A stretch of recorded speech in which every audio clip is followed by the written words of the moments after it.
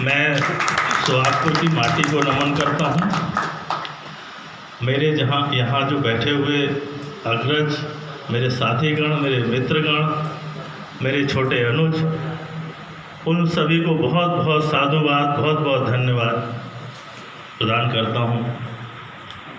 और मुझे इतनी तो उम्मीद नहीं थी, ये प्रोग्राम या ये कार्यक्रम हमारा जो है वह विमोचन कार्यक्रम था और वो सारा मेरे ऊपर केंद्रित कर दिया गया। ये मुझे थोड़ा ठीक नहीं लगा। मैं तो फसल एकदम से नहीं आती है, उसमें बहुत परिश्रम लगता है। मैं जो कविता है, इसके संग्रह के बारे में मैं शुरुआत यहाँ से करना चाहता हूँ कि हमारी शुरुआत, हमारी जो कविता है या जो जिसे हम लोरी कहते हैं, वो हम जब गोद में होते हैं तब से प्रारंभ हो जाती है। और उसकी जो पहली लाइन है वो शायद हमारे जीवन से विस्मृत कभी नहीं हो सकती है कि झूल भैया झूल तेरी टोपी में फूल, और टोपी उड़ गई टोपी बगर गए फूल। और इंग्लिश माध्यम वाले कहते हैं twinkle twinkle little star how I wonder what. यहाँ से हमारे जीवन की शुरुआत जो हम कविता हमारे कानों में पड़ती है उससे होती है। विशाल वृक्ष के रूप में वह अलग अलग पड़ाव से होती हुई चलती है, जो साहित्यिक मार्ग पे जिसका रुचि होते चली जाती है वह विशाल वृक्ष का रूप धारण करती है। आज ये जो हम सब एकत्रित हुए हैं, तो कितने कवि सम्मेलन जो है, जो हमारे पहले के जो साथीगण हैं, हमारे अग्रज हैं, तो हमारे सोहागपुर में हमने, जब ये टीवी और मोबाइल का युग नहीं था, तो हमारे यहाँ कुश्ती की प्रतियोगिता, मेला, शिवरात्रि का मेला, हमारे मढ़ई का मेला, इनमें जो कार्यक्रम होते थे किसी भी रूप में होते थे, कवि सम्मेलन, कव्वालियाँ, इनमें हम लोग रुचि रखते हुए आनंद लेते थे। हम चूँकि उस अवस्था में थे कि हम स्कूल गोइंग थे, स्कूल में पढ़ते थे, तो इन कार्यक्रमों में अगर हम सम्मिलित हो जाते थे तो हमें डांट भी पड़ती थी कि पढ़ाई करो, बजाय इसके कि तुम ये नदी की रेत में, मतलब जो है, रात भर कवि सम्मेलन और कव्वालियों का दौर भी चला है, और जिसे हम लोगों ने, बहुत से जो हैं साथीगण, उन्होंने ये देखा भी होगा और वे सम्मिलित भी हुए होंगे।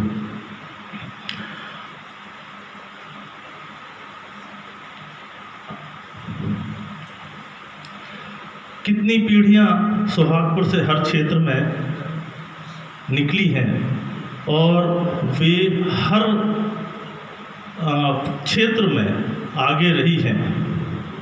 यहाँ ये मैं एक उद्धृत करना चाहूँगा कि जो सोहागपुर आया वो सोहागपुर का होके रह गया, और जो सोहागपुर से गया वह लौट के कभी नहीं आ पाया। ये जीवन के यथार्थ हैं। अब वह किसी भी रूप में आप किसी भी उस अपने माध्यम से जोड़ करके देख सकते हैं इस चीज़ को। हमारे यहाँ सोहागपुर में कई कारणों से प्रसिद्धि भी रही, जैसे पान सुराही और खेल कूद में मैं यहाँ पर क्षमा चाहूँगा कि अरविंद भैया को कोई भी विस्मृत नहीं कर सकता है। हर क्षेत्र में उनका योगदान रहा है, चाहे वह खेल कूद से संबंधित हो, शिक्षा से संबंधित हो, किसी कार्यक्रम से संबंधित हो, और तो और हमारे यहाँ की जो कानून व्यवस्था में जो उनका सम्मान था, और सभी समाज ने उन्हें बहुत बहुत मतलब जो है श्रद्धा से श्रद्धा दी है और उन्हें सभी नमन करते हैं। यह उनकी खासियत रही है कि वो उन्होंने सभी को लेकर के चले, सभी को सहयोग दिया और सभी को जोड़ के रखा। मैं यहाँ एक लाइन बोलना चाहता हूँ कि उसका रहूं कृतज्ञ मैं, मानूं अति आभार, जिसने अतिहित प्रेम से मुझ पर कर उपकार। हमारे यहाँ एक से एक कवियों को हमने जिनको स्कूल में पढ़ा और जो इस कविता के क्षेत्र में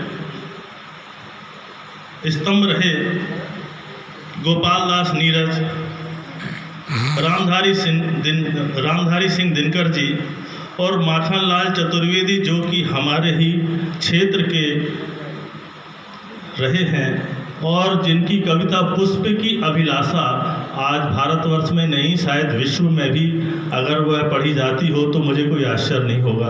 और जहाँ जहाँ भी हिंदी के ये है क्षेत्र हैं, वहाँ इसको आज भी उसी रूप में देखा जाता है और यह वीर रस के रूप में हमारे यहाँ, हमारे बाल मन में आज भी मतलब जो है वह विद्यमान है।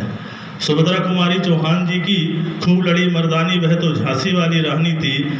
और कवि प्रदीप ने दूर रहो ये दुनिया वालों, हिंदुस्तान हमारा है। ये सब प्रेरणा स्रोत होते हैं जिनके माध्यम से हम लोगों में रुचि आई और रुचि जगाई। आज का विषय जो है ये यहाँ पर ये आने वाली जो पीढ़ी है, हम उसके लिए एक प्लेटफॉर्म तैयार करके दे रहे हैं। अगर हम अपने भूतकाल में झांकें और भविष्य काल की ओर देखें तो हम जो आज की तारीख में आम नींबू खा रहे हैं, वे हमारे पूर्वजों ने तो लगा के गए थे, तभी तो हमें आम खाने को मिल रहे हैं। हमारा भी फर्ज बनता है कि हम भी आने वाली पीढ़ी के लिए कुछ करके जाएं। उसी के तहत जो सुहागपुर की विरासत है, कवि सम्मेलन इतने होते हैं, शरद भाई, हमारे आदरणीय राजन सहारिया जी और भी जो हमारे साथीगण हैं, तो सिर्फ सुनते थे और समाचार हमें प्राप्त होते थे। क्योंकि मेरा विषय साहित्यिक नहीं रहा, फिर भी रुचि रखना एक अलग बात होती है और उसी के माध्यम से मैं जुड़ा रहा और एक मन में कि ये इस तरह का एक कार्य हमारे सुहागपुर का हो। इसकी शुरुआत के बारे में मैं बताता हूँ कि लगभग 4 वर्ष पूर्व की बात है। मेरा छोटा बेटा हैदराबाद में था और हम वहाँ पर हैदराबाद में उसके पास में थे। शरद व्यास मेरा सहपाठी है। यहाँ पर मैं अरविंद तिवारी, दुर्गा प्रसाद कहार, चंदन सिंह और हमारे दीवान जी, ये मेरे बचपन के साथी रहे हैं। तो इनसे चर्चा होती थी तो इन्होंने मतलब बताया कि सुरेश पटवा जी के एक पुस्तक का विमोचन कार्यक्रम है और वह हमारे आदरणीय अरविंद भैया के माध्यम से हो रहा था, उन्हीं के कर कमलों द्वारा हुआ था। और वहाँ से यह समाचार जब मुझे मतलब मिला तो मैंने इनसे चर्चा चालू की कि यार तुम लोग इतनी कविताएं करते हो, हमारे राजन भैया करते हैं, तो आप लोग इस बारे में क्या सोच रहे हो। और बस यहीं से इस कार्य का बीज डला। अब यह बात सही है कि इसे पूर्ण होने में आज समय ज़रूर लगा, परंतु एक कहावत है, हुई है वही जो राम रचि राखा। आपके हाथ में कुछ नहीं है, आप सिर्फ सोच सकते हो। जिस चीज़ का जिस दिन जो विधान करके रखा है वह उसी दिन संपन्न होगा, चाहे आप कुछ भी कर लें। यहाँ नारायण भैया ने मेरे बारे में ज़रूरत से ज़्यादा बोला और मैं उसके लिए क्षमा चाहता हूँ। फिर भी मतलब जो है वही किया जो मुझे मेरे सहयोगी और मेरे साथियों के माध्यम से करना चाहिए था। ये सबके विधि विधान हैं। जैसे उन्होंने कहा कि हम शादी के लिए सोचते हैं, तो इसमें बात सही है। मेरी धर्मपत्नी भी यहीं मौजूद है, श्रीमती मंजुलता सराठे, और ये तो पता है कि भाई गृह लक्ष्मी की इजाज़त के बगैर कुछ भी संभव नहीं है, परंतु फिर भी उन्होंने कहा कि आपको जो करना है अच्छे के लिए करिए और अच्छा सोचिए, अच्छा करिए, तो उसका रिजल्ट हमेशा अच्छा होता है।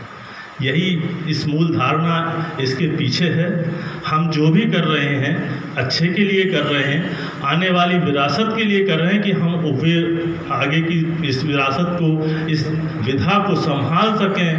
भविष्य में सोहागपुर का नाम जो आज हम शुरुआत कर रहे हैं वह इतना ऊंचा जाए कि पूरे भारतवर्ष में सोहागपुर का नाम जो है वो याद आता रहे। सभी लोग मतलब जो है उसे याद करें, किसी भी रूप में करें, और हमेशा जो है अच्छा एक नाम जो है वह उस रूप में आए। मैं पुनः सभी को जो है वह धन्यवाद प्रेषित करता हूँ, साधुवाद देता हूँ। मुझे जो आज गौरवान्वित किया है उसके लिए भी मैं बहुत बहुत धन्यवाद देता हूँ। साहित्य परिषद सोहागपुर को जब भी मेरी सेवाएं जिस तरह की ज़रूरत पड़े मैं उसके लिए हमेशा तैयार रहूँगा। यह मैं आपको आज इस मंच के माध्यम से बताना चाहता हूँ। बहुत बहुत धन्यवाद।